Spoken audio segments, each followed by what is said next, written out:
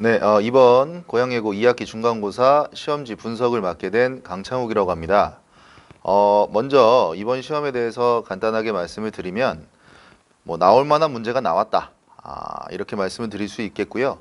난이도는 그렇게 어려운 편은 사실 아니었어요. 다만 몇몇 문제들이 학생들의 좀 변별력을 좀 유지하기 위해서 조금 꼬아낸 문제들이 몇 문제 있었을 뿐 사실상 전체적으로 봤을 때는 쉬운 편이었다. 이렇게 말씀을 드리고 싶습니다.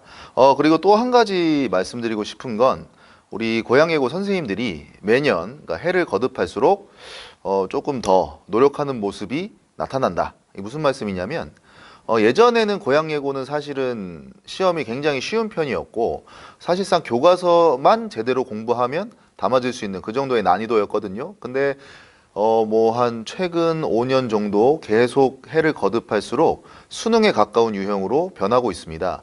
가장 대표적으로 말씀드리고 싶은 게 1번 문제일 텐데요. 사실 이런 식으로 수능에 나오지는 않습니다. 다만 이 문제에서 요구하는 게 수능에서 요구하는 포인트랑 굉장히 비슷해요. 지금 보면은 이 시의 어조에 대한 문제가 나왔거든요. 근데 사실 이 문제는 어조를 묻는 게 아니라 우리 시 속에 나오는 어미가 어떤 어미를 사용하는가를 묻는 문제였습니다. 이게 최근 수능 트렌드랑 굉장히 맞아요. 실제로 이런 식으로 다른 작품을 선택하게 하는 문제는 수능에선 나오진 않지만 이 어미를 꼭 알아야지만 풀 수 있는 문제가 자주 나오거든요. 그래서 확실히 학교 선생님들이 연구를 많이 한다라는 게 느껴지고요. 이건 사실은 학생들 입장에서는 그렇게 좋은 소식은 아닙니다. 이 수능을 연구하고 연구할수록 내신 난이도도 같이 따라 올라가게 될 거예요. 그렇기 때문에 시험 난이도는 점점 올라갈 것이다. 다만 이번 시험은 쉬웠다. 근데 그 이유가 있긴 해요. 이제 기말고사 시험 범위가 다들 아마 알고 있을 겁니다. 중세국어. 그러니까 1학년 때 배우는 문법 중에 가장 어려운 파트고요. 그 다음에 관동별곡. 이 작품은 3년, 고등학교 3년 동안 배우는 작품 중에 가장 어려운 작품입니다. 이게 동시에 시험 범위에 포함되어 있기 때문에 아마 학교 선생님께서도 조금 배려해 주신 게 아닌가라는 생각이 들었던 시험입니다. 모의고사 지문을 시험 범위에 포함하기도 했어요, 이번에. 다만 계속 설명했던 것처럼 보기를 활용한 문제가 나올 것이다 라고 말을 했는데 역시나 모의고사에 나온 보기 지문을 그대로 활용해서 문제를 출제하셨습니다. 그렇기 때문에 다른 외부 지문이 포함된다 하더라도 결국에는 우리가 준비했던 것만 착실히 기억하고 있다면 전혀 무섭지 않다라는 걸 좀 생각했으면 좋겠고요.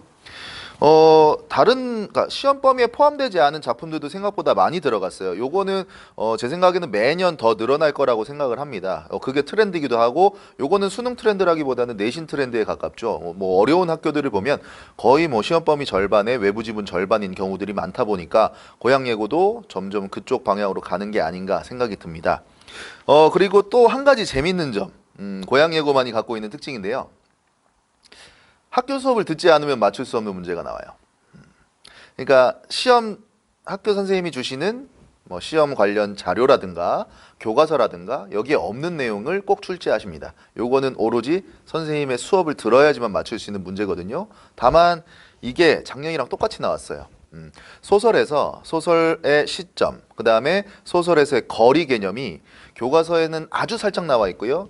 학교 선생님이 주신 프린트에는 아예 없고요. 수업 시간에 아마 하셨을 걸로 생각이 드는데 이게 작년이랑 똑같이 나왔어요. 문제가 똑같다는 게 아니라 물어보는 포인트가 정확하게 일치했습니다. 하지만 중요한 건 수업을 안 들었으면 틀려요. 물론 제가 수업 시간에 준비를 해주긴 했지만 그게 꼭 또 나올 것이다라는 보장은 없는 상태에서 했던 것뿐이지 운이 좋아서 이번에 똑같이 나왔던 것뿐이지 실제로 여러분이 학교에서 수업을 들었던 내용 중에 그냥 나온 것도 있을 겁니다. 결국에는 이 시험을 출제하는 건 학교 선생님이기 때문에 아무리 좋은 학원, 아무리 좋은 선생님을 따라다녀도 학교 수업을 듣지 않으면 일정 수준의 성적을 보장하기는 어렵습니다. 그래서 저는 개인적으로 특히나 고양예고 학생들에게는 학교 수업을 꼭 들으라 라고 말을 하는 편이에요. 물론 제가 더 준비를 더 많이 해주긴 하겠지만 그래도 기본적인 건 학교에서 듣고 와야 됩니다. 자신이 없으면 녹음이라도 해야 돼요. 그렇게 저는 생각하고요.